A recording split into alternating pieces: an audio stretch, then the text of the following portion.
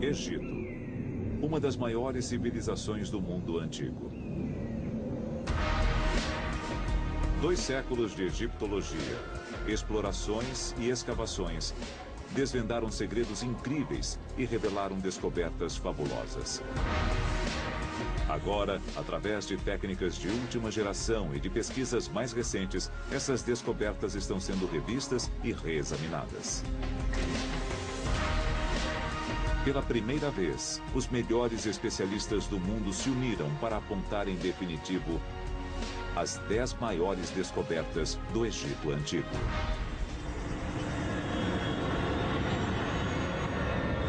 O Egito na história. Cada uma dessas 10 grandes descobertas é um tesouro em si. Mas não é só isso. Elas são chaves de acesso para uma das civilizações mais extraordinárias que o mundo já conheceu. Essas descobertas são portas para o passado, que nos permitem saber como os antigos egípcios viviam, o que pensavam e o que faziam. Objetos encontrados décadas e até séculos atrás ainda representam um desafio. Eles devem ser decodificados. Como mensagens secretas transformaram esta simples tumba numa máquina de ressurreição.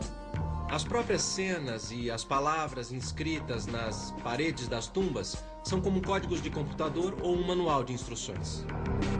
O que há por trás da onda de violência que profanou as tumbas mais belas do Egito? Sem dúvida era crime organizado. Grupos de homens organizados e bem estruturados. Por milhares de anos, os egípcios fizeram construções numa escala sem igual. Como eles o fizeram? Não se sabe, ao certo, como pessoas com ferramentas simples e muito suor conseguiram erguer um monumento tão impressionante. Durante 3.000 anos, sua cultura resistiu às muitas invasões, sobrevivendo a todos os seus rivais. Os egípcios tinham um senso de cultura tão forte, uma história tão longa, que na realidade mudaram mais seus invasores do que foram mudados por eles. Eles criaram uma superpotência que dominou durante mais tempo que qualquer outra da história. Agora, a ciência, a tecnologia e as pesquisas mais recentes irão revelar a vida e a mentalidade dos egípcios. O Dr. Zahi Hawass é o maior arqueólogo do Egito atualmente e é o guardião de todas as antiguidades egípcias. Trabalhando com uma equipe de cientistas renomados e percorrendo o país de uma ponta a outra, ele irá nos guiar através das maiores descobertas do Egito. Vamos levá-lo numa aventura da qual você jamais esquecerá. A primeira descoberta revela o equipamento engenhoso que levou o Egito a se tornar uma das maiores civilizações da antiguidade. Esta descoberta foi um milagre. Ela mostra o talento dos egípcios. E, surpreendentemente, esse avanço tecnológico está guardado em uma embarcação. Barco do faraó Khufu. Há mais de 4.500 anos, o faraó Khufu ordenou a construção da Grande Pirâmide. O que ele enterrou sob ela é tão impressionante quanto a própria pirâmide. O mais impressionante nesta descoberta é como os egípcios, 4.600 anos atrás, construíram este barco incrível. O barco de Khufu é o artefato mais extraordinário do mundo. Seu comprimento equivale a 13 andares de altura. Ele tem 1.200 peças e foi montado com pedacinhos de madeira e uma espécie de costura. O sítio em Gizé foi escavado muitas vezes. Mas essa descoberta ocorreu por acaso. A descoberta aconteceu totalmente por acidente. Muitas grandes descobertas sempre acontecem por sorte. Foi em 1952. O arqueólogo Kamal El-Malak estava supervisionando a limpeza de uma área ao lado da Grande Pirâmide. O lado sul da pirâmide estava completamente coberto de detritos e fragmentos de pedra, e eles começaram a limpar a área. Quando estavam limpando, eles encontraram placas de calcário enormes, cuidadosamente assentadas. Curioso, El-Malak fez um pequeno buraco numa delas. Quando aquele homem olhou ali dentro, ele me disse: Senti o cheiro de história. Ele descobriu 41 blocos enormes de calcário que pesavam entre 17 e 20 toneladas. Eles cobriam um fosso profundo com mais de 30 metros de extensão. Mas foi o conteúdo do fosso que deixou os egiptólogos empolgados. Uma pilha enorme de madeira, cordas e remos revelou do que se tratava. Por que Khufu enterrou um barco no deserto ao lado da sua pirâmide? A resposta nos mostra como os egípcios viam a morte e o que o faraó acreditava que fosse lhe acontecer. A pirâmide abrigaria seus restos mortais, mas sua alma partiria. Ela seria transformada. Khufu era soberano e Deus. Portanto, quando morreu, tornou-se um com o Deus Sol. Subindo ao céu, o faraó se uniria a Ra, o Deus Sol. Unificados, eles fariam a jornada diária do Sol, atravessando o céu. E segundo a crença egípcia, seriam levados num grande barco. Essa ideia fazia todo sentido para os egípcios, porque eles pensavam no trajeto de barco não voando pelo céu, mas sim percorrendo os rios que cercavam todo o seu mundo.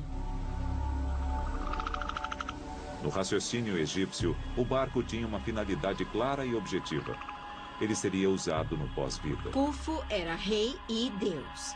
E, portanto, ao morrer, além de passar a usar o barco para ir e vir visitando as pessoas, o mais importante é que ele e o Deus Sol seriam um só.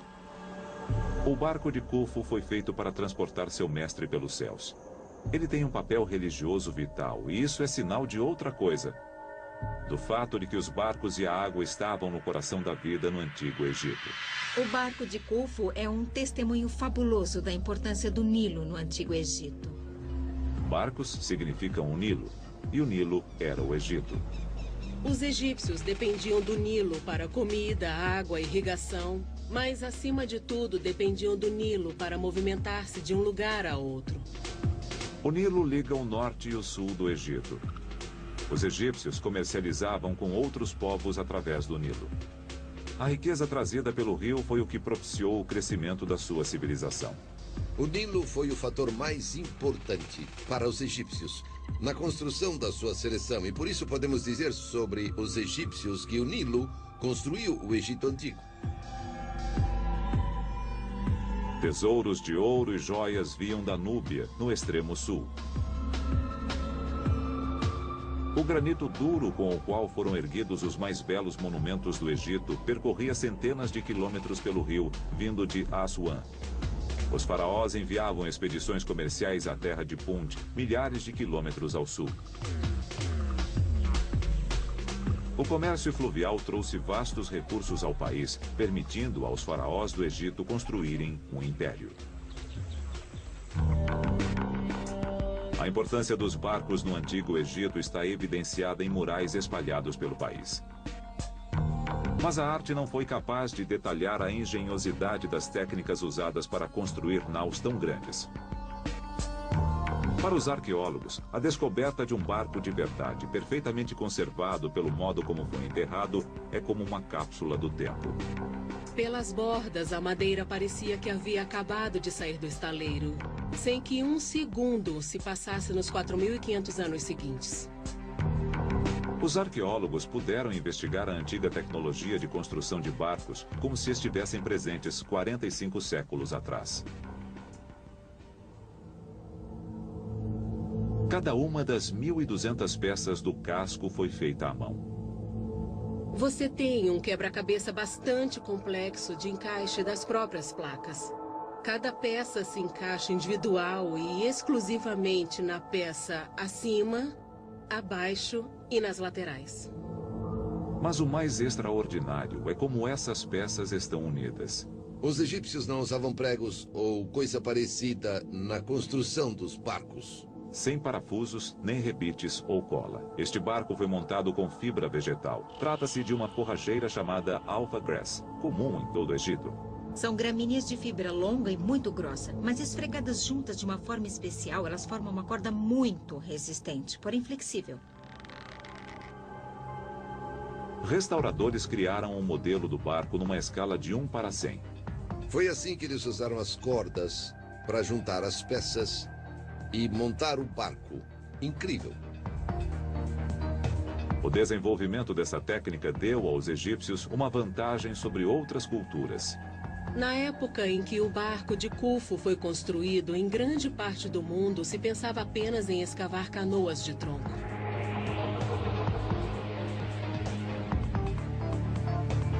A tecnologia das placas de madeira costuradas permitiu aos egípcios construir embarcações muito maiores que das culturas rivais. Eles podiam transportar cargas maiores, viajar a distâncias mais longas e comercializar com todo o mundo conhecido. Os egípcios não remavam apenas no curso do Nilo. Eles também eram capazes de navegar pelo Mediterrâneo, de chegar aonde queriam ir. Isso possibilitou seu tremendo sucesso econômico e fundou os pilares dos 3.000 anos de civilização, ajudando a criar uma das superpotências mais bem-sucedidas que o mundo já conheceu.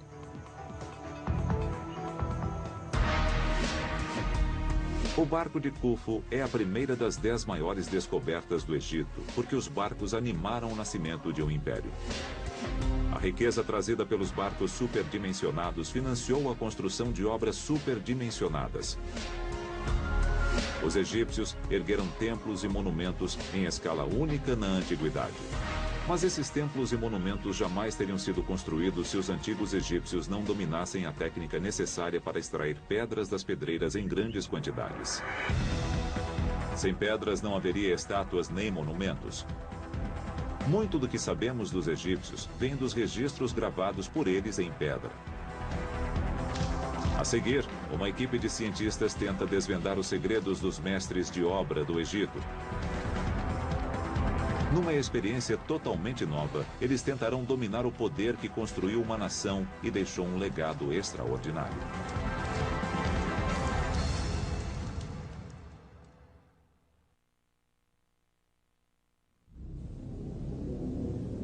As maiores descobertas da egiptologia nos permitem vislumbrar uma grande civilização que perdurou por 3.000 anos. Seu legado inclui uma série de construções tão imensas e perfeitas que nos inspiram até hoje. Cientistas estão tentando descobrir como os egípcios conseguiam extrair blocos enormes de pedra das pedreiras, como o do obelisco inacabado, usando nada além de mão de obra. Eles o ergueram no local como prova para nos mostrar como os egípcios cortaram um obelisco.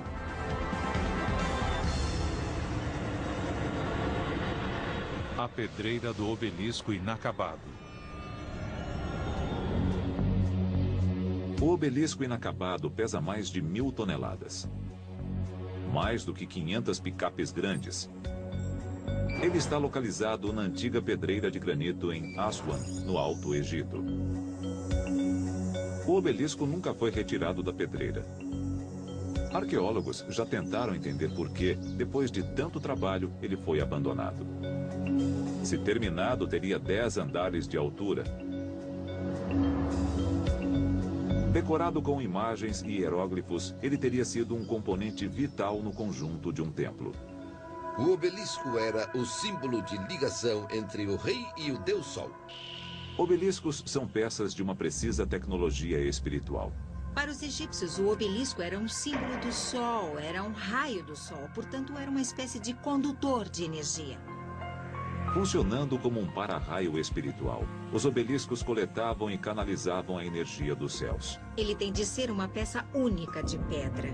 Se quebrasse, significaria que o raio do sol seria quebrado e o poder de Deus seria partido. Por isso, quando os engenheiros descobriram uma rachadura no obelisco em Aswan, ele foi abandonado. Foi um golpe de azar para os antigos egípcios, mas um golpe de sorte para a ciência moderna. Uma coisa em arqueologia que é quase tão importante quanto o sucesso é o fracasso. Indícios no próprio obelisco e ao seu redor revelam como os antigos trabalhadores das pedreiras extraíam pedras enormes. Com uma máquina fotográfica de 1.000 toneladas, ele oferece um instantâneo de um trabalho em realização 3.000 anos atrás. A partir de um experimento totalmente inédito com indícios do obelisco inacabado, os cientistas pretendem demonstrar como isso era possível. Começamos a descobrir coisas incríveis que enriqueceram nosso conhecimento sobre os obeliscos pela primeira vez. Adel Kelani passou a vida investigando antigas técnicas de extração em pedreiras. Este é um bom exemplo de rachaduras naturais nas camadas de granito. Localizá-las antes de iniciar o trabalho é muito importante. O granito tem falhas naturais onde a rocha já enfraqueceu. Identificando essas falhas, os antigos engenheiros podiam iniciar o processo de separar a pedra do leito de rocha. Ficava mais fácil cortar a pedra porque, embora fosse necessário quebrar alguns pedaços, contava-se com um plano de fraqueza para separar a pedra com maior facilidade. Numa segunda fase, os trabalhadores batiam com trituradores manuais de pedra para desgastar a pedra. Essas marretas primitivas eram feitas de dolerito, uma rocha bem mais dura que o granito. Mas a técnica era demorada e tempo era luxo do qual os trabalhadores das pedreiras não dispunham. Os faraós queriam sempre seus monumentos concluídos depressa. Muitos se preocupavam se viveriam tempo suficiente. O tempo médio de reinado de um faraó era de menos de uma década, e nenhum faraó confiaria seu legado ao sucessor. Seus monumentos poderiam durar por toda a eternidade, mas o tempo em vida para construí-los era muito curto. Basta ver a quantidade de obeliscos e de estátuas de granito espalhados pelo Egito para constatar que os trabalhadores das pedreiras encontraram uma solução. Sob as pedreiras, os cientistas encontraram pistas que nos indicam que solução foi essa. O que nós temos aqui é a história, como num livro aberto. Ele nos conta exatamente como os egípcios fizeram. No extrato, há tijolos de barro carbonizados, pedaços de madeira queimada e lascas de pedra fraturada pelo calor. Baseado nisso, Adel acredita ter descoberto como os engenheiros egípcios aceleraram o processo de extração de granito. Os egípcios usavam o fogo para ajudar a quebrar a pedra. O calor do fogo fazia com que a rocha se expandisse e ela se contraía quando resfriava. Esse processo enfraquece e pode até partir a rocha. Teoricamente, se conseguiam controlar esse processo, os egípcios poderiam separar grandes blocos de granito. Mas Adel não havia testado sua teoria até agora. Estou ansioso para ver o resultado porque é uma nova descoberta. Exatamente como os antigos engenheiros, Adel escolhe uma falha na rocha.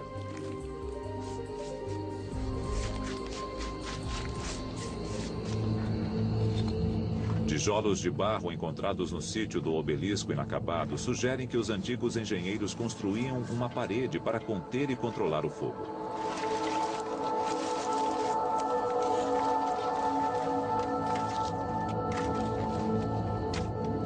O fogo aumenta a temperatura da rocha para 426 graus.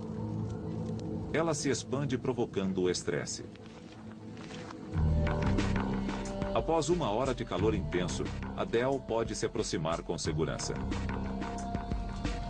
Em segundos, a água derruba a temperatura em 85%. A rocha rapidamente se contrai. Está quente, muito quente. Mas qual foi o efeito do calor? Adel agora pode testar se a rocha enfraquecida pelo fogo é mais fácil de quebrar do que uma outra fratura não aquecida. Meia hora depois, ele ordena que parem. Sem o fogo, os trabalhadores causaram pouco impacto na fratura no teste de controle. Mas no local queimado, a rachadura está se abrindo. Pode-se ver como o fogo afetou as camadas de granito. Está funcionando muito mais rápido do que esperávamos. Isso explica como os antigos egípcios fizeram tantos obeliscos em tão pouco tempo. Portanto, é provável que a extração de tamanha quantidade de pedra num espaço de tempo tão curto tenha sido através do auxílio do fogo. Um dos principais mistérios das técnicas do Egito Antigo foi solucionado com esta operação hoje. O obelisco inacabado forneceu as pistas, e a arqueologia experimental mostrou que a teoria pode funcionar. Explica como os egípcios podiam extrair pedras numa escala que era quase sobre-humana. Descobrimos exatamente como é que eles cortavam um obelisco. Esses grandes monumentos ainda têm o poder de causar admiração. Eles foram construídos milhares de anos atrás sem a tecnologia moderna. E somente estamos começando a entender como. Mas a terceira descoberta nos leva além da tecnologia aos mestres construtores egípcios, os homens que criaram um dos mais famosos marcos da história.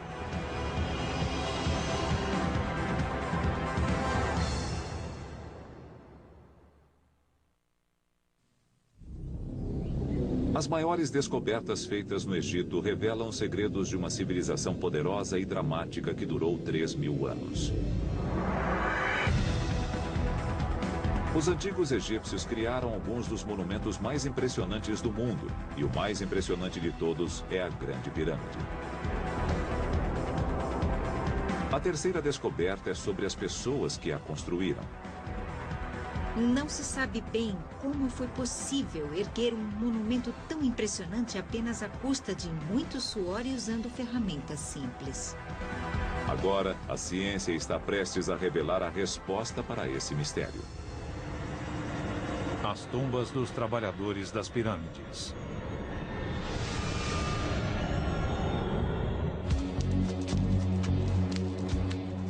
Até pouco tempo, a visão que se tinha do Egito era de faraós e nobres comandando gigantescos exércitos de escravos. Mas novas descobertas mudaram essa imagem. Elas mostraram que havia uma hierarquia social sofisticada e benefícios aos trabalhadores, numa sociedade caracterizada por operários, representantes de sindicatos, chefes e executivos.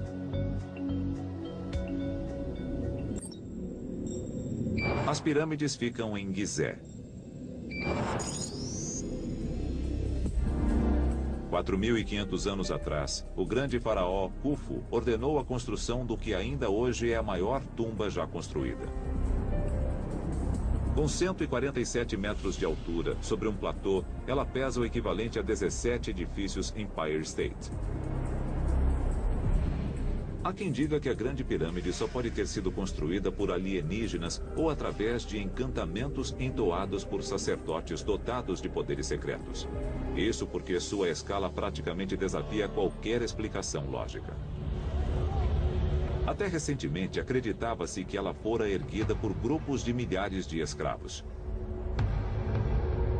Mas o Dr. Hawass fez uma descoberta que esclarece o mistério sobre quem construiu as pirâmides. Pude escrever a história dos construtores das pirâmides a partir da descoberta de suas tumbas.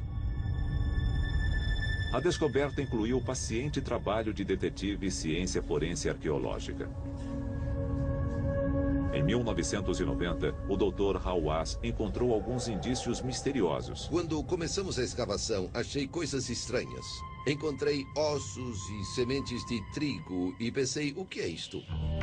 Ele percebeu que as tumbas dos construtores eram feitas do mesmo material das pirâmides. Pedaços de calcário, granito e basalto, que sobraram da construção da pirâmide. Esta pedra era a mesma que eles usavam para a tumba do seu rei. Com os pedaços não aproveitados, eles construíam tumbas uns para os outros. Subindo a colina, a equipe do Dr. Hawass descobriu tumbas mais elaboradas. Numa delas havia um nome. Era uma inscrição em hieróglifos. E ele era um inspetor, Set, supervisor dos homens que arrastavam as pedras. Portanto, a força de trabalho claramente tinha uma hierarquia. O supervisor fora enterrado na colina acima dos simples operários, um reflexo do seu status mais elevado. Os indícios nas tumbas sugerem que os trabalhadores tinham papéis definidos, responsabilidades distintas. Era muito parecido com uma moderna equipe de construção. Esta é outra tumba extraordinária que achei. Esta tumba pertencia a um homem chamado Nefertis. Aqui vemos seu nome, Nefertis. Mas o que é extraordinário, na minha opinião, são estas cenas. Eu nunca havia visto isso. Eles estão fazendo cerveja e também assando pão. Por essa razão, eu acredito que Nefertis pode ter sido encarregado da panificação. O Museu do Cairo contém estatuetas encontradas em Gizé. Elas mostram várias atividades dos cidadãos, inclusive a fabricação do pão e a produção do vinho. Outros relevos pintados mostram escribas fazendo a contabilidade para os comerciantes. Mais uma vez, há indicações de uma força de trabalho organizada numa estrutura conhecida como numa moderna comunidade industrial. E eles parecem ter sido valorizados e bem cuidados. Indícios revelam que havia um sistema de assistência médica. Descobrimos que muitos operários sofriam acidentes, como pedras que caíam nas mãos e nas pernas. Eles movimentavam pedras pesadas. Todos os esqueletos de homens e mulheres mostram problemas nas costas. No entanto, indícios forenses revelaram que o nível de tratamento médico que eles recebiam era surpreendentemente sofisticado. Janet Mond é fisioantropóloga, especializada no estudo de ossos antigos. Vimos indícios claros de que, em algum momento, muito antes da morte do indivíduo, o osso foi fraturado. Os ossos estão bem reposicionados e provavelmente ficaram imobilizados durante algum tempo. Podemos dizer, pelos padrões de hoje, que o processo de solidificação foi perfeito nesses indivíduos. Foi um bom trabalho.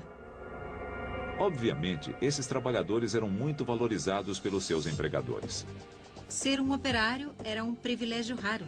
Eles eram bem pagos, bem tratados e o trabalho era, inclusive, fácil. As tumbas dos construtores de pirâmides revelam uma estrutura organizada de profissionais e artesãos especializados dentro de uma força de trabalho bem ordenada. Eles tinham o apoio de um sistema sofisticado de bem-estar para os operários. Essa descoberta prova algo importante. As pirâmides não foram construídas por escravos. Como as tumbas de Gizé pertenciam a pessoas comuns, elas aparentemente foram ignoradas pelos caçadores de tesouros. Uma outra tumba, que se manteve lacrada durante 35 séculos, produziu a descoberta mais conhecida da egiptologia. A tumba do mais famoso dos faraós, Tutancâmon.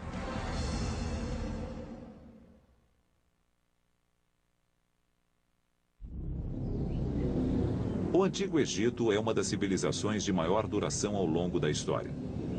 E foi governada pelos reis mais poderosos. Estas são estátuas de homens de verdade. Quem e como eles eram? Arqueólogos estão tentando descobrir a resposta na tumba do faraó Tutancâmon.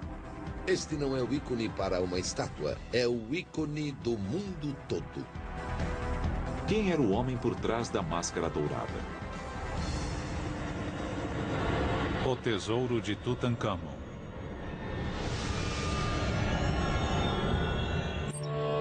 O Vale dos Reis, na margem oeste do Nilo.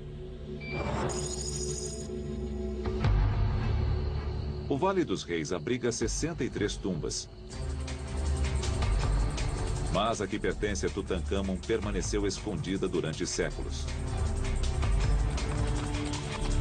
Em 1922, o grande explorador e egiptólogo Howard Carter partiu em sua busca. Howard Carter ficou por 5 anos, 5 temporadas tentando encontrar a tumba. Até que certa manhã, quando os operários começaram a limpar os arredores, encontraram 15 degraus que levavam à entrada da tumba. A tumba estava a 10 metros de profundidade na rocha de calcário do vale. A entrada no fundo da galeria estava fechada. Carter fez um buraco. E naquela sala ele viu coisas maravilhosas. Além do corpo do faraó, a tumba guardava mais de 3.000 tesouros enterrados com ele. Desde então, a tumba vem atraindo egiptólogos interessados em examinar e analisar a múmia e seus tesouros. E agora os arqueólogos podem ir mais a fundo do que nunca. Eles podem ver o menino rei como ele nunca foi visto antes. Arqueólogos estão recorrendo à ciência médica moderna para estudar seu corpo de 3.500 anos. Com aparelhos de tomografia computadorizada, milhares de radiografias do corpo são agrupadas formando uma imagem tridimensional. A tomografia é uma maravilha para a arqueologia. Podemos realmente ver tudo. Podemos ver como este rei morreu, quando ele morreu. Podemos ver tudo isso. Os especialistas estão investigando um misterioso orifício na nuca de Tutancâmon. Seria esse o ferimento que o matou. Se você olhar o crânio, vai constatar que existe um buraco na nuca. É uma lesão grave nas vértebras superiores e até a base do crânio, no forame magno, onde eles se conectam. O ferimento é condizente com uma lesão sofrida pela vítima de uma agressão. Esse orifício levou à conclusão que o menino de ouro foi assassinado. Mas o jovem rei teve mesmo uma morte violenta? Pode haver uma pista no antigo processo de mumificação. A mumificação é tão antiga quanto o próprio Egito. Ninguém sabe ao certo por que os antigos egípcios passaram a mumificar os mortos. Mas presumivelmente, como as pessoas e animais que morrem no deserto ressecam-se naturalmente, os egípcios teriam constatado que eles ficavam perfeitamente preservados. A primeira coisa que os egípcios faziam era desidratar o corpo. E para isso utilizavam um tipo de sal chamado natro. Sem ele, era impossível mumificar. O natro funciona como os sachês de sílica gel usados hoje em dia para evitar umidade nos equipamentos eletrônicos. O natro é uma mistura de sal e bicarbonato de sódio. E ele age retirando todo o líquido do corpo. Aí se produz uma múmia. Mas certos órgãos contêm água em excesso para serem mumificados como são. Os órgãos deixados no corpo apodreceriam e explodiriam. Portanto, o passo seguinte seria remover os órgãos e o cérebro. Eles decepavam a cabeça e a escavavam, deixando o crânio vazio. Poderia o ferimento na cabeça ser consequência do processo de mumificação e não uma lesão que o matou? Na Universidade da Pensilvânia, Janet Mond estuda as tomografias da múmia de Tutancâmon. Quando o ferimento ocorre antes da morte do indivíduo, e sendo em geral no osso ou no tecido, constata-se uma certa regeneração na sobrevida. Esta parece uma lesão pós-morte. Pode ser algo que ocorreu durante o processo de mumificação. O orifício no crânio de Tutancâmon é consistente com o tipo de orifício feito durante o processo de mumificação. Não tem coisa nenhuma a ver com assassinato, nada disso. Não houve crime algum. Como o rei morreu, permanece um mistério. Mas a ciência pode nos ajudar a descobrir como ele viveu, para entender a mentalidade e a vida de um soberano do Egito. Aparentemente, o faraó não era tão imponente quanto sua máscara mortuária sugere. Ele tinha um belo queixo quadrado. Mas fora isso, seu rosto era bastante fino, magro. É claro que não se faz brincadeiras com o rei. Mas num pátio de escola, creio que ele seria um menino apelidado de dentuço ou alguma coisa parecida com isso.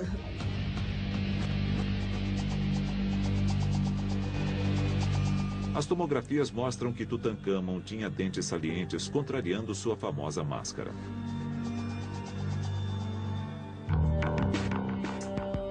O tesouro com o qual o rei menino foi enterrado revela mais. A tumba de Tutancâmon produziu mais riquezas que todas as outras descobertas feitas no Egito juntas. Sua famosa máscara foi enterrada com 6 bigas inteiras e milhões de dólares em ouro. Mas o que torna a tumba extraordinária é que ela foi encontrada absolutamente intacta.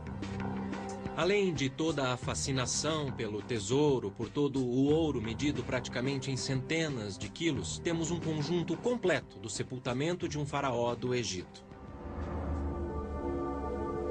Os artefatos, até certo ponto, revelam a personalidade do faraó. Eles foram feitos no mesmo padrão que aqueles que ele teria usado em vida. Para nós é impressionante que eles tenham se empenhado tanto para criar algo como as pequenas tampas de jarros de alabastro, que são maravilhosas obras de arte, mas que não eram destinadas aos olhos do público, e sim para serem enterradas com o rei e não mais serem vistas.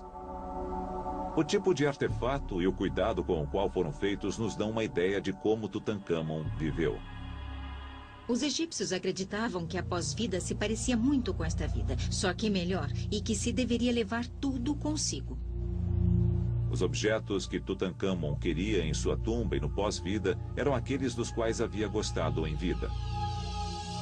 Sabemos que ele gostava em especial de um jogo chamado Senet, porque foi enterrado não só com uma mesa tabuleiro de Senet de tamanho normal, mas também com uma pequena versão portátil feita de marfim deste tamanho. Tutankhamon foi o regente supremo de uma superpotência. Estes artefatos nos lembram de sua infância e talvez nos deem uma ideia sobre sua personalidade. Se a descoberta de Carter mostrou ao mundo o faraó, a ciência moderna está nos revelando o homem. Novas investigações dos artefatos da tumba e da múmia de Tutankhamon provavelmente trarão à luz mais detalhes sobre o verdadeiro ser humano por trás da máscara. Mas no Egito Antigo, como hoje, a vasta maioria da população não era de reis e rainhas. Trabalhadores, homens e mulheres comuns formavam o coração de uma nação. Através da próxima descoberta, egiptólogos podem vislumbrar essas pessoas, os cidadãos do Antigo Egito.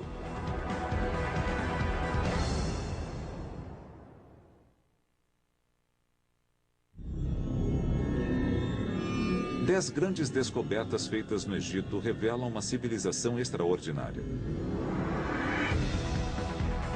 As ruínas nos proporcionam uma visão da aparência do Antigo Egito. No entanto, conhecer o comportamento do seu povo é muito mais difícil. É apenas uma pequena fresta para podermos espiar um pouco o que era a vida no Antigo Egito. A quinta descoberta proporciona uma chance de entender a vida dos cidadãos comuns na cidade dos construtores de tumbas. A cidade dos construtores de tumbas.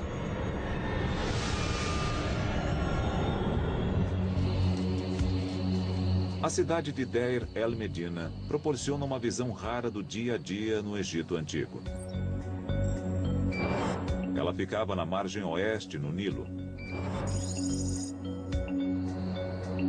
As ruínas de uma cidade egípcia inalterada são uma descoberta rara e muito valiosa.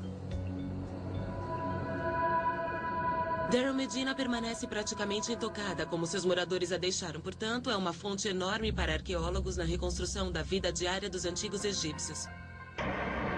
Ela permaneceu porque foi construída com pedras. A maioria das outras cidades do Antigo Egito ocupava a planície inundável do Nilo e era feita de tijolos de barro que se decompõem com água. O mais espetacular e uma sorte no caso de Deir el-Medina é que ela tenha sobrevivido. Ela abrigava 280 pessoas e foi erguida numa localização improvável, em meio ao deserto, 1 hora a pé do Vale dos Reis.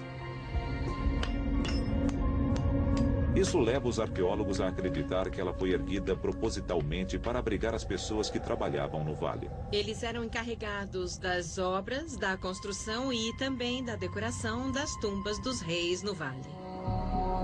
Aparentemente, cada família ocupava uma casa própria de um pavimento. Esta é a porta de entrada de uma casa e creio que este homem era um dos supervisores e também uma pessoa muito influente.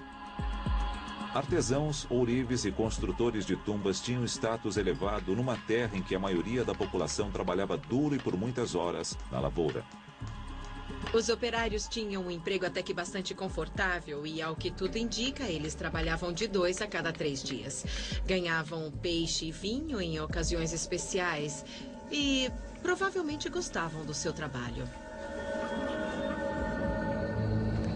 Além de construir as tumbas dos faraós, os habitantes de Deir el-Medina construíram também as suas. E examinando o trabalho artístico nas paredes, arqueólogos começam a juntar as peças das vidas dos que moravam ali. Podemos aprender muito sobre o dia a dia através das tumbas de Deir el-Medina. A produção artística mostra uma movimentada comunidade de indivíduos prósperos e bem-sucedidos.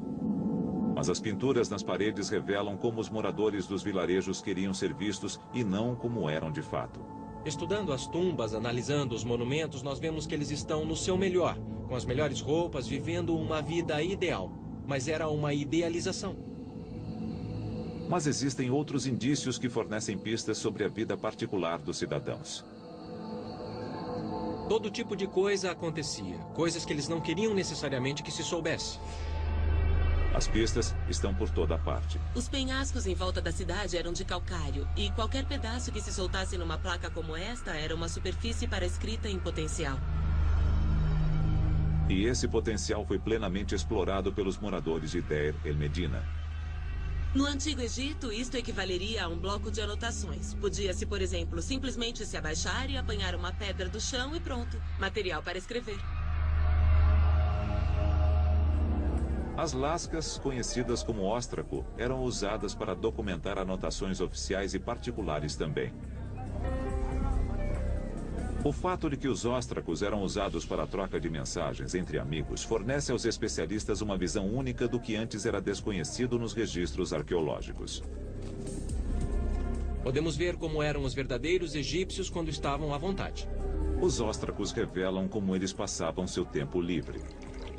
Gostavam de beber e, obviamente, gostavam de fornicar e adoravam fofocar.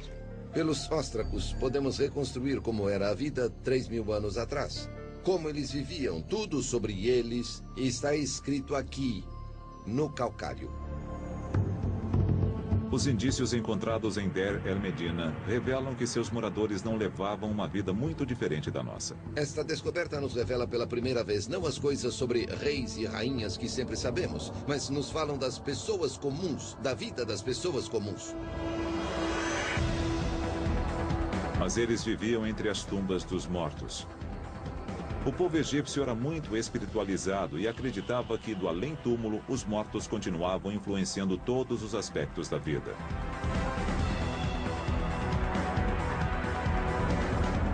Na sexta das 10 grandes descobertas do Egito, o Dr. Hawass irá reabrir a tumba que permaneceu fechada ao público durante décadas. Ele revelará o que para os egípcios era um supercomputador mágico com 274 metros de comprimento.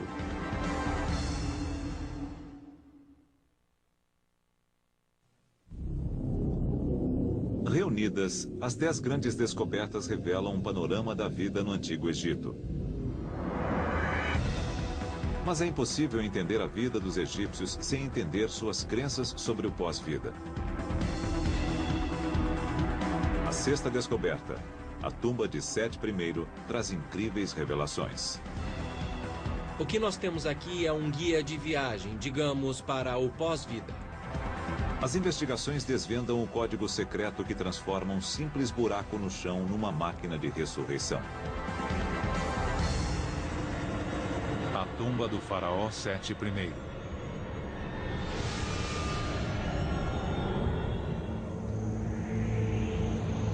O Vale dos Reis contém 63 tumbas. Uma das maiores é a do faraó Sete I.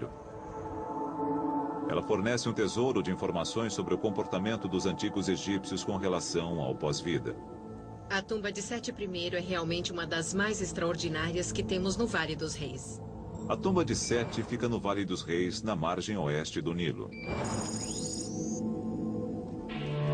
No final do verão de 1817, um explorador italiano chamado Giovanni Belzoni chegou ao local. Belzoni havia trabalhado no circo, mas dedicou-se à egiptologia como segunda carreira. Através de um estudo cuidadoso da geologia do vale, ele descobriu 8 tumbas em apenas 2 semanas. E na terceira semana, Belzoni mais que dobrou o número de tumbas descobertas. Mesmo assim, foi somente na manhã de 16 de outubro de 1817 que Belzoni fez a descoberta que selaria em definitivo sua reputação. Quando Belzoni encontrou esta tumba em 1817, foi como um milagre. Seus olhos brilhavam. Ele encontrou um pequeno corredor e viu que estava intacto também.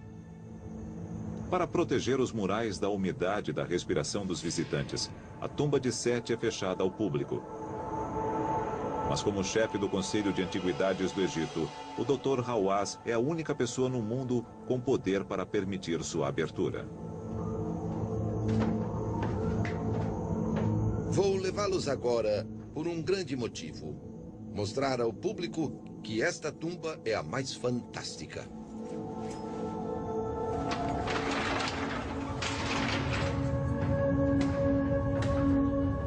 A entrada aprofunda-se no leito de rocha.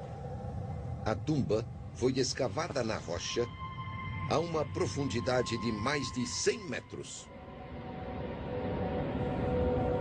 Ela contém algumas das obras de arte mais espetaculares do Antigo Egito. Todas as superfícies são pintadas. O que tira o fôlego da gente é não só a beleza das formas, mas também as incríveis cores vivas que são usadas. Esta é uma das cenas mais belas, mostrando o relacionamento entre Sete I e a deusa Maat. É extraordinário como em todas as cenas, como podem ver, ela o está abraçando, mostrando que o apoia e o abençoa para que ele parta para o após-vida. Os arqueólogos estão analisando as obras de arte para entender melhor o que os egípcios acreditavam que aconteceria com o faraó após a morte. Esta é uma das poucas tumbas do Vale dos Reis que conta como a própria tumba endeusará o faraó. O embasamento para isso tudo está na crença dos egípcios de que Ra, o deus Sol, atravessava o céu trazendo vida à terra. Mas à noite, ele viajava ao submundo para lutar contra os demônios que ameaçavam a terra do Egito. Esse ciclo tinha importância vital para os antigos egípcios. Eles acreditavam que, se ele não se completasse, o sol não nasceria, o Nilo não correria e o mundo acabaria. A tarefa de Sete após a morte era juntar-se ao Deus nessa luta. O rei se juntaria ao ciclo solar durante as horas em que ele atravessa o submundo. E era de extrema importância que ele fizesse parte desse ciclo, porque essa era a sua função no além. Sete teria de garantir que o sol nasceria novamente após sua morte para cumprir seu dever e seu destino. As obras de arte que ele encomendou para sua tumba eram um encantamento para facilitar sua ressurreição. Encantamentos são como manuais de instrução ou software de computador. Eles funcionam, cumprem uma finalidade. Isto não era arte, era lógico, funcional. Como linhas de um código programadas numa máquina. A tumba é uma máquina de ressurreição. Ela funciona, ela cumpre um propósito. As cenas em si e as palavras inscritas nas paredes desta tumba são como um código de computador ou um manual de instruções. A arte codificada revela como os egípcios consideravam o misticismo e a magia. Era real. Se você acredita em magia, uma varinha mágica não é diferente de um martelo. Ela é uma ferramenta, tem uma função, serve a um propósito. Agora nós estamos onde a tumba termina. Aqui as imagens nas paredes representam o paraíso. O deus Osíris reina no paraíso. As pinturas mostram claramente Sete encontrando e se juntando ao deus. Como poderia Sete estar com Osíris no paraíso se exatamente no mesmo momento estava no submundo combatendo os demônios? Para os egípcios, fazer duas coisas ao mesmo tempo não era um problema. Os antigos egípcios eram espertos quanto ao pós-vida, acreditavam em múltiplas tarefas. A filosofia religiosa do Egito permitia que seus deuses e faraós estivessem em muitos lugares ao mesmo tempo. Mas temos que entender que o ponto de vista racional, o ponto de vista lógico, é uma criação da mente ocidental que veio da Grécia Antiga. Os antigos egípcios, em lugar de verem as coisas como contradições, encaravam-nas como dois lados da mesma moeda. A tumba de Sete é uma pista do quanto a visão de mundo do Antigo Egito era diferente da que temos hoje. Eles tinham muitas crenças que achamos estranhas, como faraós que se tornam deuses, almas que estão em dois lugares ao mesmo tempo e objetos e imagens que têm poderes mágicos reais e práticos. Eles veneravam seus deuses em templos que estão entre os maiores da história. A sétima descoberta revela que o Antigo Egito foi construído numa escala maior do que se imaginava e que suas conquistas mais impressionantes ainda podem estar enterradas.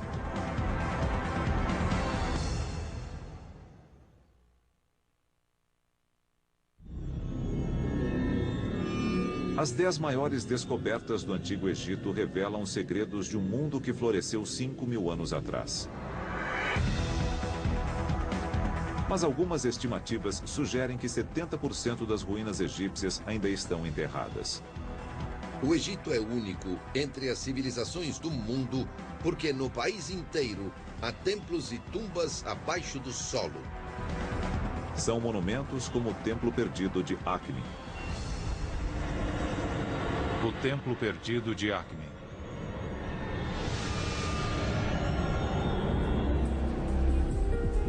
Algumas teorias sugerem que os antigos egípcios construíram monumentos muito maiores do que se pensava. O Templo Perdido de Akhmin provê indícios dramáticos que reforçam essa teoria. O Egito é famoso pelas pirâmides próximas a Gizé, ao norte. Os vastos complexos dos templos de Luxor, no sul, também são muito procurados por visitantes. Mas novos indícios sugerem que os egípcios construíam em escala colossal por todo o país. O Egito Central é um território pouco conhecido dos turistas e mesmo para muitos egiptólogos. Esta pode ser mais uma grande atração turística do Egito no futuro. Poderia esta área pouco conhecida abrigar o maior templo já descoberto? Akhmin fica no Egito Central, 320 quilômetros ao sul do Cairo.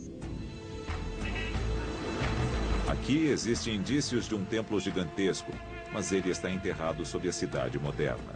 É muito difícil para os arqueólogos trabalhar nos povoados egípcios, porque um bom lugar para se viver no passado ainda o é hoje, e há pessoas morando no local. Um dos problemas com Akhmin é que é uma cidade que cresceu no decurso de milênios e, portanto, o seu núcleo antigo foi absorvido pelo desenvolvimento urbano. Mas o desenvolvimento de uma cidade moderna também tem suas vantagens. O processo de escavar fundações pode revelar o passado. O desenvolvimento é uma faca de dois gumes, principalmente no Egito. Por exemplo, em Akhmin decidiram construir um posto de correio na década de 80, começaram a escavar e encontraram uma estátua magnífica. Em 1981, durante as escavações para as fundações de uma obra, operários encontraram a base de uma estátua enorme. A estátua era de Ramsés o Grande, um dos faraós mais poderosos do Egito. A altura desta estátua poderia passar de 60 metros. Era imensa. A apenas 55 metros dali, outra estátua gigantesca foi encontrada. Nós estamos exatamente em frente dos pés da maior, mais completa e mais bela estátua de uma mulher já feita no Egito. A estátua é da esposa de Ramsés, Meritamen. Muitos acreditam que ela foi a rainha que encontrou e criou Moisés como seu próprio filho. A escala das duas estátuas é uma pista quanto ao tamanho do templo. Mas se existem outras ruínas, elas estão enterradas sob a cidade moderna. Os arqueólogos devem descobrir o que existe sem escavar. A egiptologia é uma ciência muito rigorosa, porque não envolve apenas escavação, envolve também muita análise. A primeira pista para os especialistas foram os escritos deixados por viajantes há mais de 1000 anos. Eles falam de um templo gigantesco em Akhmin. Viajantes árabes que visitaram o Egito no século IX d.C. contaram que sua visita ao templo começou quando amanheceu e terminou quando anoiteceu. O sol teve tempo de nascer e se pôr antes que eu terminasse de explorar as ruínas. Uma segunda pista quanto à escala da construção é que todos os templos do Egito seguiam uma planta semelhante. Os templos no Egito Antigo são a morada dos deuses, uma espécie de ponto de conexão entre o plano divino e o plano humano. É um modelo arquitetônico da ideia de cosmos, e os antigos templos egípcios seguem um layout formal. Assim como as igrejas, mesquitas e templos da atualidade seguem um padrão, O mesmo acontecia com os templos no Egito. Portanto, analisando um templo totalmente visível, arqueólogos podem aplicar esse conhecimento ao sítio de Akhmin. O templo de Amon-Ra, 160 quilômetros ao sul, em Luxor. A análise do desenho padrão do templo de Luxor permite aos arqueólogos prever com fundamento onde o restante do templo em Akhmin está enterrado. Mansur Boraik é especialista no desenho dos templos. Creio que o templo de Akhmin era maior, mas tinha o mesmo layout do templo de Luxor. O desenho padrão de um templo começa com uma longa avenida pavimentada. Ela leva a um grande portão ladeado por duas estátuas. E em Akhmin, é aqui que a estátua de Ramsés ficaria. Dentro há um pátio. É onde estaria a estátua da rainha Melitamen. Mas esse é apenas o começo. Há outros pátios que avançam 250 metros até o santuário interno. O desenho de Luxor pode ser aplicado ao templo em Akhmin. Eu tenho uma imagem do local aqui no computador. Combinando a localização das estátuas com a planta do templo de Luxor, o Dr. Wegner consegue estimar as verdadeiras dimensões do templo de Akhmin. Dá para ter uma ideia da dimensão pelo campo de futebol que está aqui no alto à direita, na imagem do Google Earth. Pode-se ver que a extensão provável desse templo no Novo Reino é de 4 a 5 vezes o comprimento do campo de futebol. Isso dá a percepção de um templo realmente enorme. Mesmo sem uma escavação complementar, essa análise permite aos arqueólogos afirmar que o templo em Akhmin foi construído em escala gigantesca. Este pode ser o início do templo e o santuário deve estar aqui, sob as casas. Novas escavações e desdobramentos serão necessários para que a extensão do templo seja revelada com exatidão. Na verdade, poderemos descobrir o templo inteiro. Mas uma coisa é certa. Uma nova imagem do Egito está se desenhando. A de um país maior e mais desenvolvido do que se imaginava. Uma faixa contínua de construções ao longo de todo o Nilo. Não apenas os locais já famosos, no norte e no sul, mas também na região central. Indícios de uma civilização mais impressionante do que se poderia pensar. E o governante mais bem-sucedido dessa superpotência foi Ramsés, o Grande.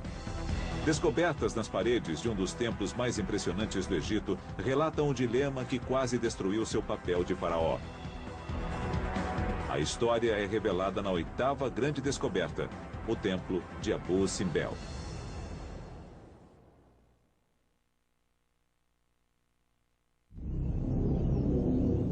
Das tumbas aos templos, os mistérios do Antigo Egito vêm encantando o mundo há séculos. Um dos mais significativos é também um dos maiores. Com as 4 estátuas de Ramsés o Grande ladeando a entrada, é o templo de Abu Simbel. O epítome do ego de Ramsés, por assim dizer, ou da sua divindade, a natureza espetacular das suas conquistas é, com certeza, Abu Simbel. O grande templo de Abu Simbel.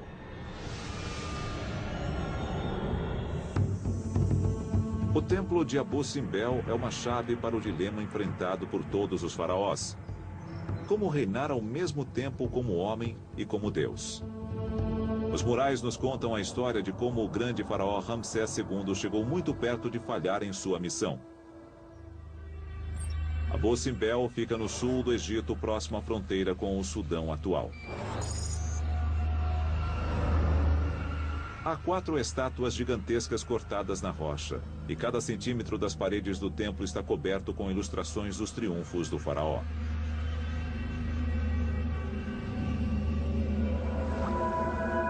Em 1871, quando o aventureiro e pioneiro egiptologista Giovanni Belzoni chegou ao local, o templo estava encoberto por areia. Belzoni pôs-se a trabalhar retirando milhares de toneladas de areia. mas cada balde retirado era substituído por mais areia que deslizava da duna. Quando estava quase desistindo, ele encontrou uma solução simples para o problema aparentemente impossível. Molhada, a areia ficaria no lugar. O plano foi um sucesso. Após 4 anos de trabalho árduo, ele finalmente encontrou a entrada do templo, tornando-se o primeiro homem em séculos a adentrá-lo. O templo de Abu Simbel era um monumento ao maior construtor, guerreiro e faraó do Egito, Ramsés II. Ramsés II foi um dos grandes reis. Ele governou o Egito Antigo durante 67 anos e transformou o país num museu aberto para expor suas conquistas.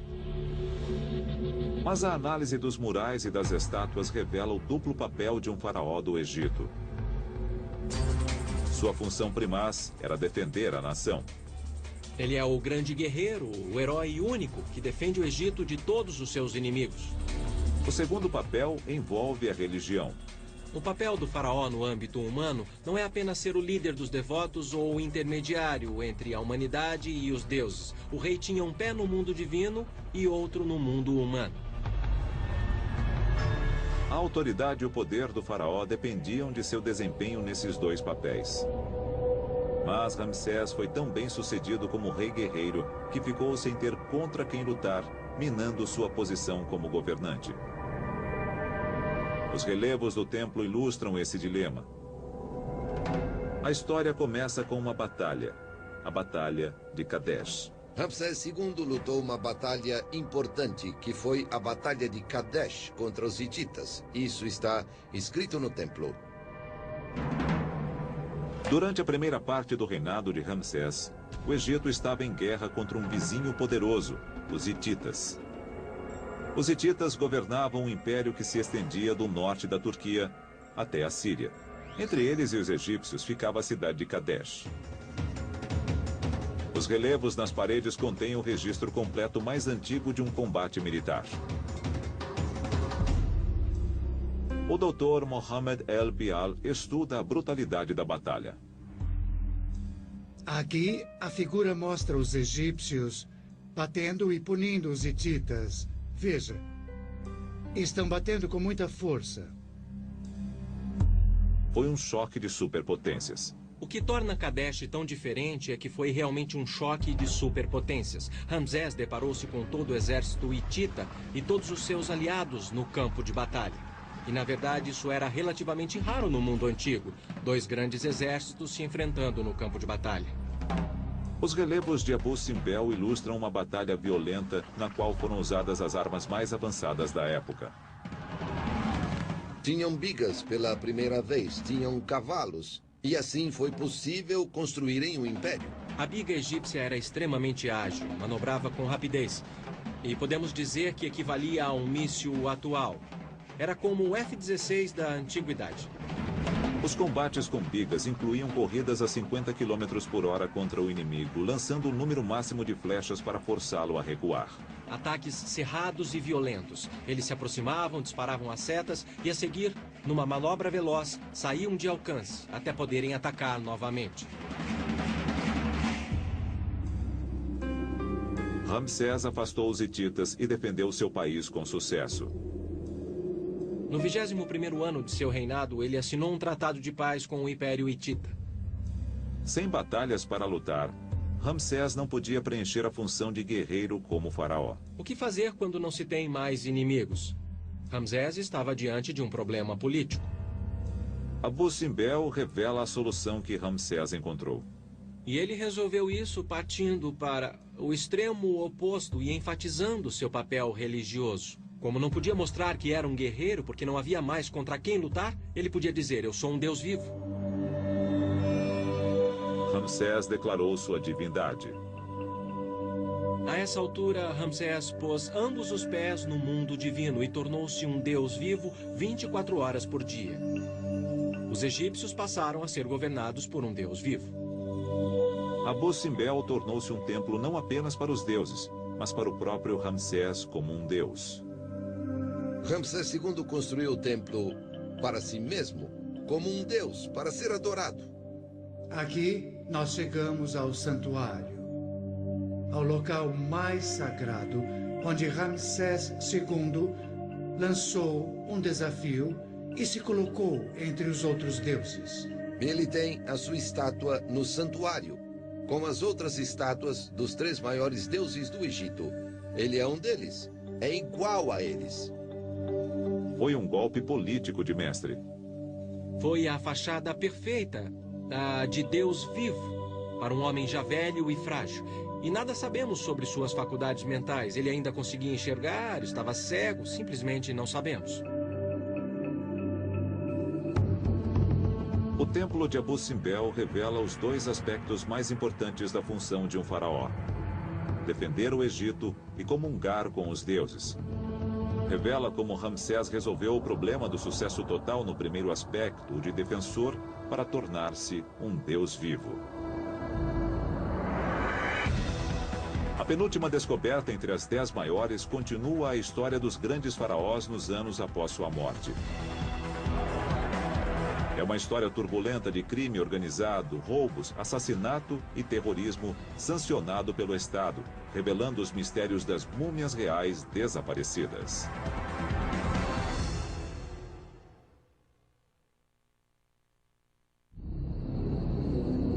As 10 grandes descobertas do Egito nos permitem saber sobre a vida num império que durou 3.000 anos. Muito do que sabemos sobre o Antigo Egito vem da abertura das tumbas dos faraós. Mas elas também trouxeram um mistério. Repetidas vezes, as tumbas foram encontradas vazias. As múmias dos faraós estavam desaparecidas. Uma das mais importantes descobertas na arqueologia egípcia foi o esconderijo real. Os egiptólogos viram-se diante de um verdadeiro quem é quem dos grandes reis. Caverna secreta das múmias.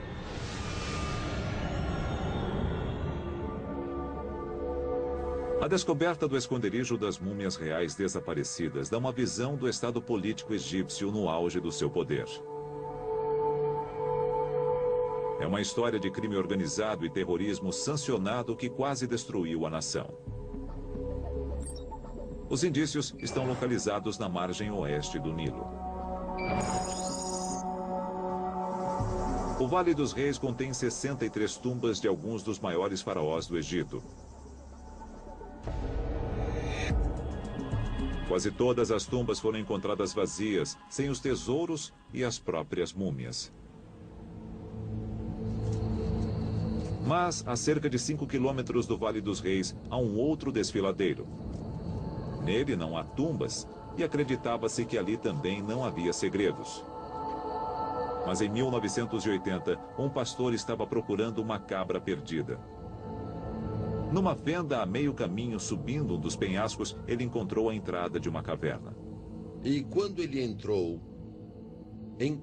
um corredor de uns 60 metros, escavado na rocha. Dentro dele estava o conteúdo de mais de 50 tumbas, inclusive as múmias de alguns dos maiores faraós da história. Para resolver o enigma e descobrir por que as múmias estavam ali, os arqueólogos tiveram de analisar a situação política e social do Egito há 3.000 anos. A seca e as lutas internas entre facções políticas rivais estavam levando o país à anarquia. Todos esses problemas, a questão ecológica, política, as invasões estrangeiras levaram ao colapso do sistema, quando um sistema de governo complexo, que só conseguiria enfrentar uma ameaça por vez, vê-se diante de muitas delas ao mesmo tempo, esse sistema não aguenta e tudo começa a desmoronar. A sociedade começou a ruir. A população viu-se diante da fome e da miséria. A necessidade de ouro levou as pessoas aos lugares onde sabiam que ele seria encontrado, as tumbas dos faraós. À noite, as pessoas entravam e ficavam procurando pelas múmias. Elas invadiam as tumbas e quebravam tudo. Esses atos de sacrilégio nasceram do desespero.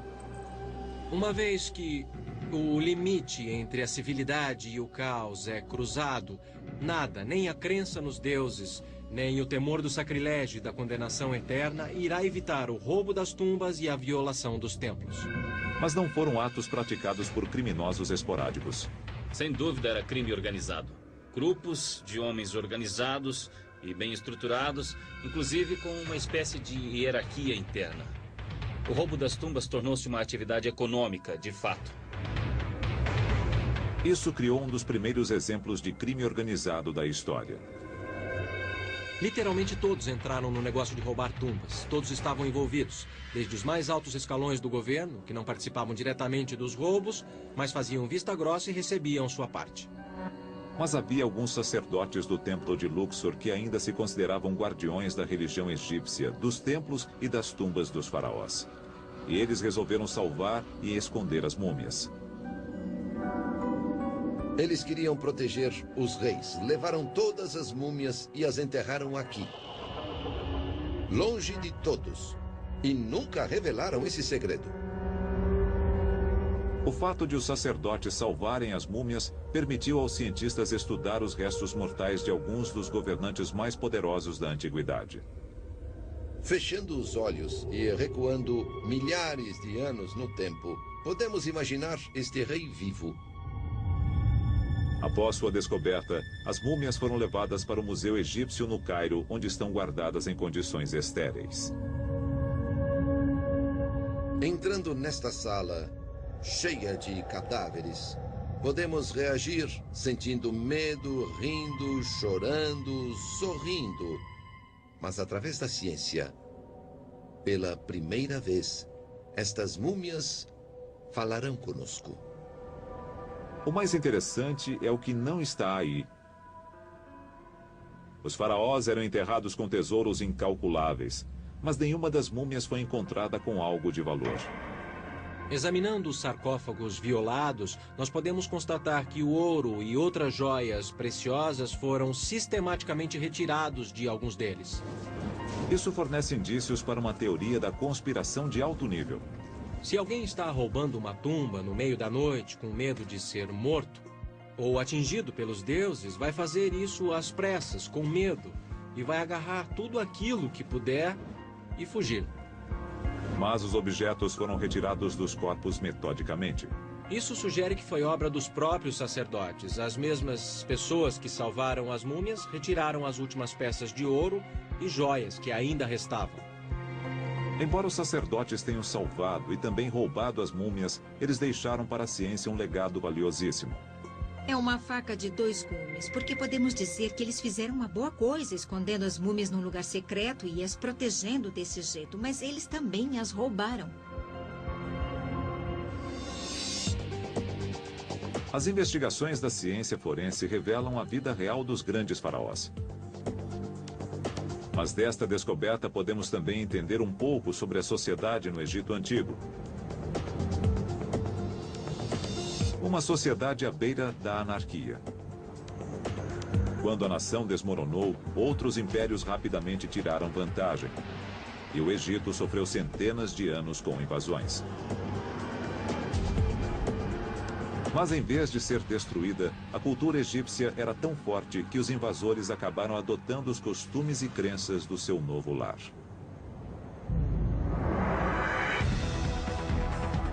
Isso fica claro de forma espetacular na descoberta final. Os indícios estão tanto sob quanto sobre as areias do deserto. Se formos ao subsolo, encontraremos múmias cobertas de ouro. Centenas de múmias perfeitamente preservadas, cobertas de ouro.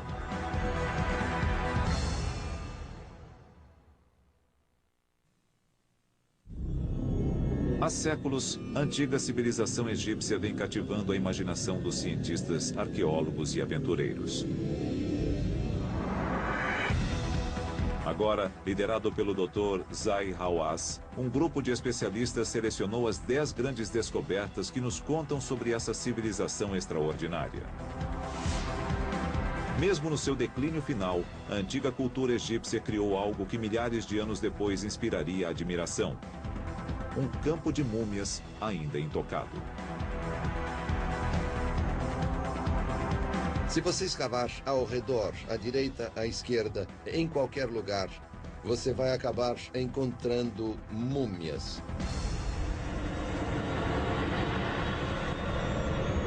Vale das Múmias Douradas. No decorrer de sua história, o Egito foi atacado por muitos impérios. Os indícios mostram que a cultura egípcia teve força para resistir e perdurar. A cultura egípcia, a sociedade egípcia, as crenças religiosas egípcias conquistaram os conquistadores. Oásis de Bahariya, no deserto ocidental. A primeira pista de que esta área é incomum está na própria areia. Ossos e crânios estão espalhados pelo vale. Os restos de esqueletos são de cadáveres enterrados. Eles foram escavados por animais selvagens, um sinal dos segredos que se escondem sob a areia. A descoberta não foi feita por um aventureiro ou arqueólogo. Inclusive, o descobridor não podia sequer falar. A descoberta aconteceu por acidente. Em 1994, um asno se perdeu no deserto. Quando o dono foi procurar o animal, encontrou-o empacado, olhando para um buraco no chão. Ele olhou dentro do buraco e viu as múmias. Eu vim para cá e começamos a escavação. Foi como um sonho. A descoberta de tantas múmias intocadas é uma dádiva incalculável para a ciência moderna. Nos primórdios da arqueologia egípcia, muitos cemitérios foram escavados pelos primeiros arqueólogos, mas os corpos, os ossos e as múmias foram descartados, ficaram dispersos. Os primeiros exploradores muitas vezes descartavam as múmias na sua busca por tesouros. As múmias se perderam de uma forma que choca os arqueólogos modernos. Foram usadas até como combustível para cozinhar. As múmias encontradas em Bahariya oferecem um recurso raro, não contaminado e preservado. Temos toda uma população, geração após geração, no mesmo lugar. 2000 anos atrás, o Egito foi invadido pelos romanos que se espalharam pelo país. As múmias enterradas no vale são desses romanos. Elas datam de 300 a.C. O Egito era visado porque era um dos países mais ricos do Mediterrâneo. Ele tinha todo o ouro da África, tinha cereais, tinha todos os recursos do faraó. Seria uma joia da coroa de qualquer império. Os povoados foram destruídos com o tempo. Mas o estudo das múmias revela que nada conseguia destruir a cultura egípcia. Os egípcios tinham um senso de cultura tão forte, uma história tão longa, que na realidade mais mudaram seus invasores do que foram mudados por eles. Estas são múmias de romanos. Mas eles foram enterrados conforme a cultura egípcia. A mumificação começou em 3000 a.C. e continuou no decorrer de toda a história do Egito até o período romano. Antes de chegarem ao Egito, os romanos embrulhavam seus cadáveres em faixas de linho. A maioria das primeiras múmias traz o rosto completamente coberto. Mas os egípcios produziam sarcófagos e máscaras mortuárias com rostos. Aqui temos uma máscara com rosto, e todas as outras múmias têm máscaras. As máscaras revelam a mudança do estilo romano para o egípcio, à medida que os invasores se naturalizavam.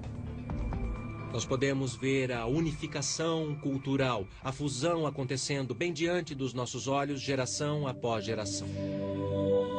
Mas as múmias têm um outro segredo. Para investigá-lo, algumas foram removidas para instalações onde foram limpas e restauradas.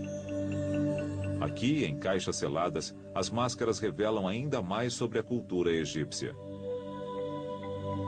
As múmias estão cobertas de ouro.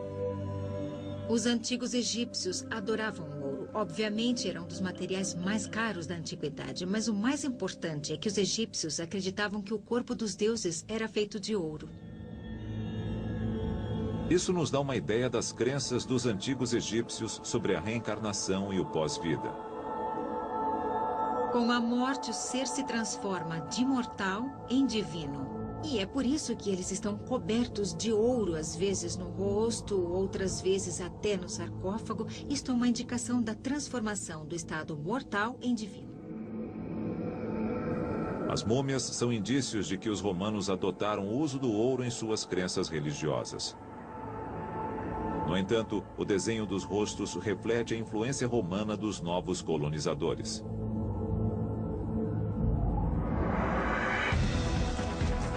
As múmias douradas demonstram a fusão do faraônico e do romano numa nova civilização egípcia. Alguma coisa para agradar os romanos e alguma coisa para agradar os egípcios. As múmias do Vale demonstram que, apesar de tudo o que aconteceu em sua história, os egípcios, ao menos, foram tenazes e flexíveis. Isso permitiu a continuidade das crenças e tradições que sempre foram essencialmente egípcias. O senso de identidade deu a eles uma espécie de estabilidade para descartar um império e acolher o que viesse a seguir. Agora que revelamos as 10 descobertas mais importantes do Egito, podemos reuni-las. Iremos montar um quadro do mundo dos antigos egípcios, mundo esse que continua supremo e cativante até o presente.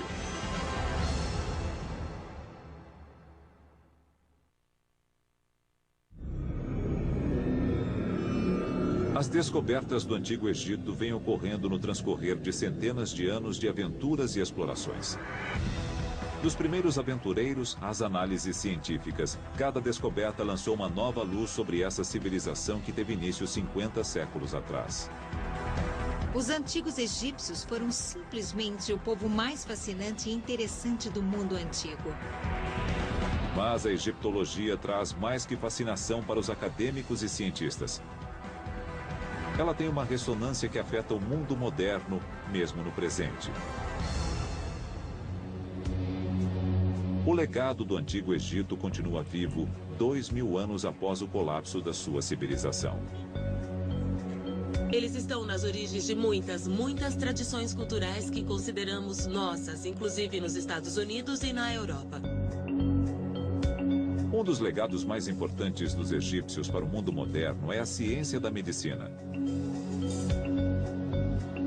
O registro mais antigo de um médico profissional é de um homem chamado Imhotep, que trabalhara no Egito há cerca de 5.000 anos. As técnicas cirúrgicas dos antigos egípcios foram desenvolvidas, não para manterem uma pessoa viva nesta vida, mas por um motivo totalmente diferente, preservá-la para a próxima. Estudos feitos nos corpos mumificados dos faraós revelam a grande perícia na dissecação desenvolvida pelos egípcios. Uma mumificação bem feita era um processo complicado que envolvia a cuidadosa retirada de alguns órgãos chaves sem afetar o corpo em si. Como em muitas instâncias da cirurgia moderna, era necessário um conhecimento profundo de anatomia. Em alguns casos, esse conhecimento foi passado sem qualquer alteração através das eras, chegando aos modernos livros de medicina.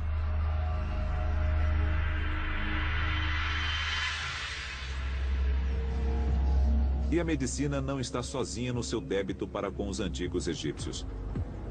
As técnicas modernas de engenharia e construção se baseiam no conhecimento desenvolvido ao longo do Vale do Nilo há mais de 4.500 anos. A Grande Pirâmide de Gizé foi construída com tamanha precisão que sua largura varia menos de 5 centímetros a uma extensão de 250 metros. O gênio grego Pitágoras é conhecido como o pai dos números. Ele aprendeu no Egito. Aqui desenvolveu as fórmulas algébricas que constituem boa parte do embasamento para a construção e a engenharia modernas.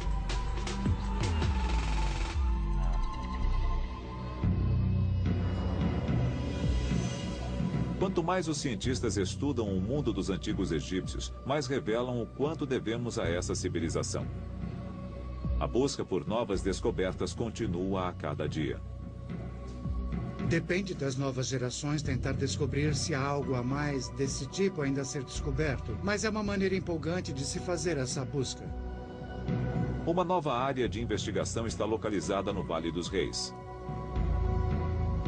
Da tumba de Sete I aos tesouros de Tutancâmon, o vale produziu muitas das descobertas mais importantes sobre o Antigo Egito. Mas ele ainda pode conter outros segredos.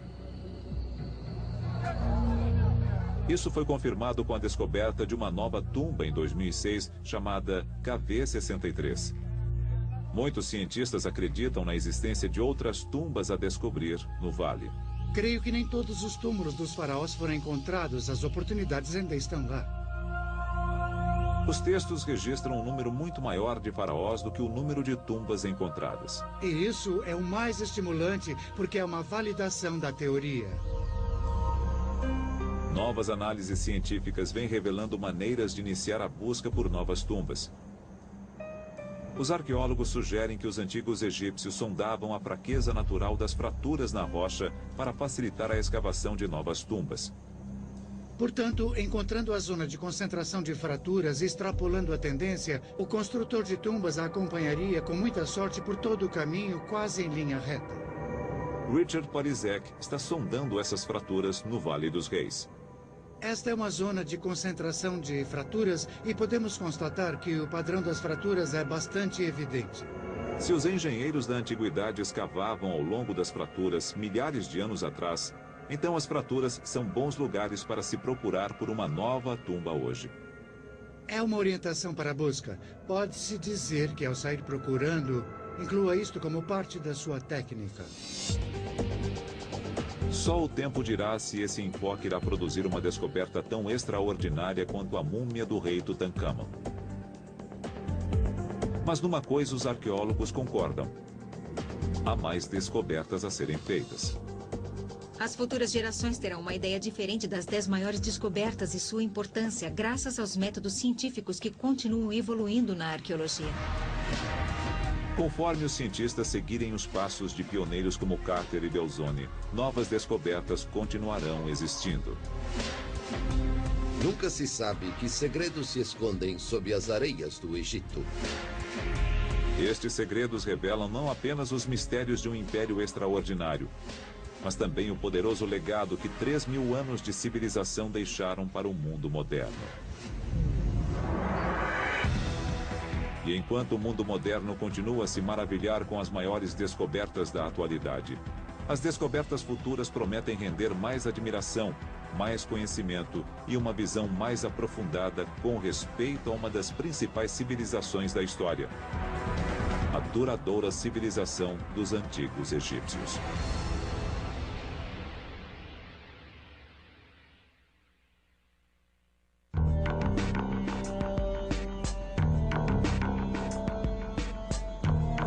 Versão brasileira, DPN Santos.